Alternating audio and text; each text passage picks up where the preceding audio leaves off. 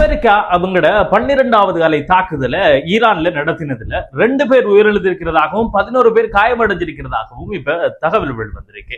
இதுக்கு பதிலடி கொடுக்கிற வகையில ஈரான் குவைத்திலையும் ஜோர்தான்லையும் லைட்டனிங் ஸ்ட்ரைக்ங்கிற தாக்குதலை நடத்தி பழி வாங்கி இருக்கிறதா அவங்க சொல்லி இருக்கிறதோட, இனி தெற்கு ஈரான் பகுதியில அமெரிக்கா தாக்குதலை தொடர்ந்து நடத்தினா அமெரிக்கா மீண்டும் தாக்க இயலாத அளவுக்கு புதிய யுக்திகளை பயன்படுத்தி புதுவிதமான தாக்குதலை ஈரான் கொடுக்கும் என்கிற ஒரு அச்சுறுத்தலையும் கொடுத்திருக்காங்க.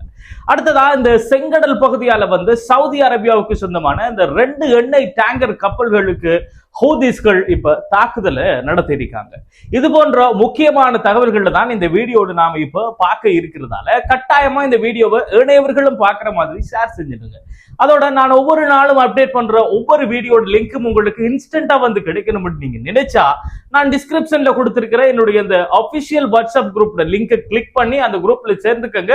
ஒவ்வொரு நாளும் நான் போடுற வீடியோட லிங்க்கும் அந்த குரூப்ல இன்ஸ்டன்டா உங்களுக்கு கிடைச்சிடும். ஈரான்ல அமெரிக்க படைகள் தொடர்ந்து 12வது அலை தாக்குதலை வெற்றிகரமா நிறைவு செஞ்சிருக்கிறதா சொல்லி இருக்காங்க. குறிப்பா இந்த தென்மேற்கு மாகாணத்துல குசஸ்தான் பகுதியில தொடர்ச்சியான வெடிப்புகள் பதிவாகி இருக்கு. அதுல இந்த ராம்சிர், அஹ்வாஸ், அடுத்தது இந்த மஹ்சர், அதோட அந்திமெஸ்க் உள்ளிட்ட பல நகரங்கள்ல குண்டு வெடிப்புகள் நடந்திருக்கிறதா சொல்லப்படுது. இதுக்கிடையில ஈராக் எல்லைக்கு பக்கத்துல இருந்த சலாம்ஷே என்கிற அந்த பயணிகள் நிலையத்துக்கு பக்கத்துல நடந்த ஒரு தாக்குதலால குறைஞ்சது 2 பேர் உயிரிழந்திருக்கிறதோட 11 பேர் காயமடைஞ்சிருக்காங்க. அடுத்ததா இந்த ஹார்முஸ் கடற்படை பாதையை கண்காணிக்கிறதுக்கு இந்த முக்கியமா இருக்கிற இடங்களை சொல்லப்படுற இந்த ஹார்முஸ்கான் மாகாணத்துல சிரிக் மற்றும் ஜாஸ்க்ங்கிற நகரங்களையும் புஷர் பகுதியிலையும் அடுத்தடுத்து வெடிப்புகள் நடந்திருக்கு. அது மட்டும் இல்லாம மத்திய கிழக்குல மொத்தமா 50,000க்கும் மேற்பட்ட ராணுவ வீரர்கள், அதாவது அமெரிக்க ராணுவ வீரர்களை மிக கடுமையான எச்சரிக்கையோடையும் முழுமையான தாக்குதல் திறனோடையும் களத்துல நிறுத்த வச்சிருக்கிறதா சென்கம் இப்ப சொல்லிக்கிறாங்க.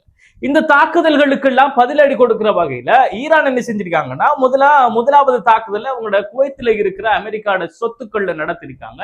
இந்த தாக்குதல் மூலமா அலி அல் சலைம் விமான தளத்தில் இருந்த பெரிய ராணுவ உபகரண கிடங்கொண்டும் அடுத்ததா ஒரு பெட்ரியோட் ஏவுகணை தடுப்பு அமைப்பும் அளிக்கப்பட்டதோட அமெரிக்காவோட MQ-9 ட்ரோன்கள் வைக்கப்பட்டிருந்த ஒரு ஹேங்கரும் தாக்கப்பட்டதா IRGC கிளைம் பண்ணிருக்காங்க. அடுத்ததா இந்த அல் அதிரி ராணுவ முகாம்ல அமெரிக்க படையின் தங்குமிடங்களும் 2 ஹெலிகாப்டர் ஹேங்கர்களும் தாக்கப்பட்டதா சொல்லப்படுது. இந்த தாக்குதல் அமெரிக்க வீரர்களுக்கு உயிரிழப்பு இல்லைன்னா காயங்கள் ஏற்பட்டிருக்கிறதோட ஹெலிகாப்டர்கள் மற்றும் ட்ரோன்கள் எல்லாம் கடுமையான சேதங்களோடு சந்திச்சிருக்கிறதா IRGC சொல்லியிருக்காங்க. இப்ப இங்க ஏற்பட்டிருக்கிற இழப்புகள் சொந்தமா அமெரிக்க தரப்புல இருந்து இதுவரைக்கும் இந்த கருத்தின் பேர்ல IRGC தான் சொல்லியிருக்காங்க. அடுத்த கட்டமா இவங்களோட இந்த தாக்குதல் ஜோர்தான்ல இருக்கிற அமெரிக்காவோட சொத்துக்களுக்கு சேதம் விளைவிக்கிற வகையில தான் நடந்திருக்கு. அதுல இந்த தாடுங்கிற ஏவுகணை தடுப்பு அமைப்புகள் அந்த லைட்டனிங் ஸ்ட்ரைக்ங்கிற ஒரு அட்டாக் மூலமா தாக்கி அழிக்கப்பட்டிருக்கு. அடுத்ததான் இந்த பெட்ரியோட் ஏவுகணை தடுப்பு அமைப்பும் அடுத்தது இந்த சீரம் ரேடாரையும் அழிச்சிருக்காங்க. அதோட அமெரிக்க ராணுவ தளத்துல எரிபொருள் தொட்டுகளையும் பெரிய ஹெலிகாப்டர் உபகரண கிடங்கையும் ஹெலிகாப்டர் பழுது பார்க்கறதுக்கும் பராமரிக்கிறதுக்கும் பயன்படுத்துற ஒரு இடத்தையும் தாக்குதல் மூலமா தீ மூட்டி அழிச்சிருக்காங்க. இந்த தாக்குதல்களை எல்லாம் நடத்தி முடிச்சுட்டு ஈரான் அமெரிக்காவுக்கு ஒரு முக்கியமான எச்சரிக்கையும் கொடுத்திருக்காங்க. அது என்னன்னா, கிட்டத்தட்ட இப்ப நடைமுறையில் இருந்த போர் நிறுத்த யூஸ் பண்ணி ஈரான் அவங்களோட ராணுவ தந்திரங்களையும் போர் திறனையும் அப்டேட் பண்ணிட்டு சொல்லிட்டு தொடர்ந்து தெற்கு ஈரான் பகுதியில அமெரிக்கா தாக்குதல் நடத்தினா அவங்க திரும்பியும் இந்த தாக்குதலை நடத்த இயலாத அளவுக்கு ஒரு புதிய யுக்திகளை பயன்படுத்தி எங்களோட இந்த தாக்குதல் இனி நடக்கும்ங்கிற ஒரு எச்சரிக்கையும் அமெரிக்காவுக்கு IRGC தரப்புல இருந்து கொடுக்கப்பட்டிருக்கு. அடுத்த பரபரப்பான செய்தி என்னன்னா, சவுதி அரேபியாவுக்கு சொந்தமான 2 கப்பல்களுக்கு செங்கடல் பகுதியில வச்சு யமன் நாட்டில இருக்கிற இந்த ஹூதிஸ் அமைப்பு பல குரூஸ் மிசைல்களையும் அடுத்ததான் இந்த பாலிஸ்டிக் மிசைல்களையும் பயன்படுத்தி அவங்களோட தாக்குதலை நடத்திருக்காங்க. இந்த தாக்குதலால அந்த கப்பல்கள் சேதப்படுத்தப்பட்டு அந்த கப்பல்களை அந்த பகுதியால இருந்து பயணிக்க விடாம தடுக்கப்பட்டது. அதோட தொடர்ந்து 10 கப்பல்களை அந்த பகுதியால வரவிடாம தடுத்து அந்த வழியாலேயே, அதாவது அவங்க வந்த வழியாலேயே திரும்ப போகிறதுக்கு வச்சிருக்காங்க அந்த ஹூதிஸ் இயக்கத்தில். எதுக்காக இவங்க இப்படி செஞ்சாங்கன்னா, இந்த ஈரான் உச்ச தலைவர் அயத்துல்லா அலி கமனியுடைய இந்த ஃபியூனரல்ல கலந்துக்கிறதுக்காக இந்த ஹூதிஸ்கள்ல ஒரு சில உயர்மட்ட உறுப்பினர்கள் ஈரானுக்கு சொந்தமான ஒரு விமானத்தை பயன்படுத்தி யமன்ல ஹூதிஸ்கள்ல கட்டுப்பாட்டுல இருக்கிற சனா விமான நிலையத்துல அந்த விமானத்தை லேண்ட் பண்ணி ஈரானுக்கு போறதுக்கு யூஸ் பண்ணிருக்காங்க. அதுக்கு பிறகு அந்த ஃபியூனரல்ல கலந்துட்டு திரும்ப யமனுக்கு அந்த விமானம் வரக்குள்ள யமன் அரசாங்கம் என்ன சொல்றாங்கன்னா, நீங்க யமன்ட சொந்த தேசிய விமான நிலையத்தோட சேவையை யூஸ் பண்ணி அங்க தரையிறங்குங்கன்னு சொல்லியிருக்காங்க. அதை மறுத்துட்டு இவங்க என்ன செஞ்சுக்காங்கன்னா அவங்களோட கட்டுப்பாடுல இருக்கிற சனா ஏர்போர்ட்ல விமானத்தை தரையிறக்க முயற்சி செய்யறாங்க. இப்ப அந்த டைம்ல தான் ஈரானுக்கு சொந்தமான அந்த விமானத்துல பயணம் செஞ்சுக்கிட்டு வந்த ஹூதிஸ் உயர்விட உறுப்பினர்களை தரையிறங்க விடாம சனா விமான நிலையத்தோட இந்த ஓடு பாதையில ஏவுகணை தாக்குதல் நடத்துறாங்க.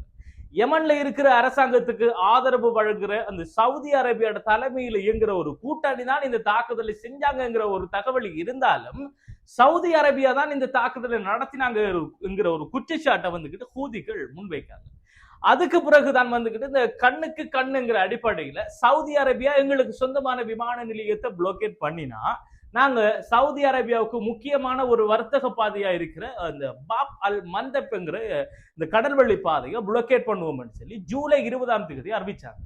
இப்ப அவங்க புளோக்கேட் பண்ணினதை அறிவிச்ச இந்த பாதையால வந்த அந்த கப்பல்களுக்கு தான் இப்ப இவங்க தாக்குதலை நடத்திருக்காங்க. இப்ப இவங்க புளோக்கேட் பண்ணி வச்சிருக்கிற இந்த பாதை எந்த அளவுக்கு முக்கியமான ஒரு பாதை என்றா 2024ஆம் ஆண்டுல இந்த பாதையால மட்டும் 4.1 பில்லியன் பீப்பாய் கச்சா எண்ணெயும் அதோட சேர்த்து சுத்திகரிக்கப்பட்ட பெட்ரோலிய பொருட்களும் இந்த வழியால தான் போயிருக்கு.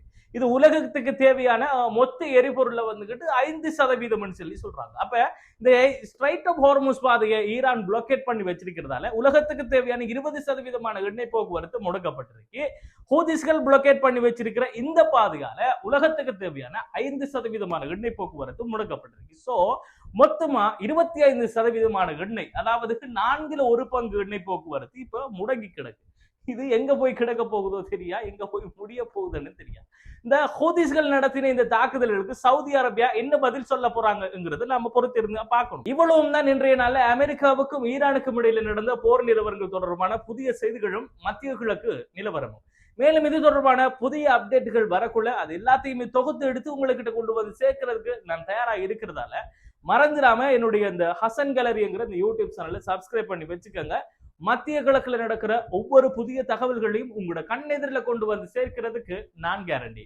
அதோட இந்த வீடியோ உங்களுக்கு பிடிச்சிருந்தா இதை லைக் பண்ணிட்டு இணையவர்களும் பார்க்குற மாதிரி இந்த வீடியோவை ஷேர் பண்ணிடுங்க. அது மட்டும் இல்லாம நான் போடுற ஒவ்வொரு வீடியோவும் உங்களுக்கு இன்ஸ்டன்டா வந்து கிடைக்கணும்னு சொல்லி நீங்க நினைச்சா டிஸ்கிரிப்ஷன்ல நான் கொடுத்திருக்கிற என்னுடைய இந்த ஒபிஷியல் வாட்ஸ்அப் குரூப்ல லிங்க் அழுத்தி அந்த குரூப்ல சேர்ந்துக்கங்க. ஒவ்வொரு நாளும் நான் அப்டேட் பண்ற வீடியோட லிங்கையும் ஒவ்வொரு நாளும் அந்த குரூப்ல நான் அப்டேட் பண்ணிடுவேங்கிறத சொல்லிட்டு இந்த வீடியோல இருந்து விடைபெறுவது அப்துல் லத்தீப் ஹசன் இஸ்வி.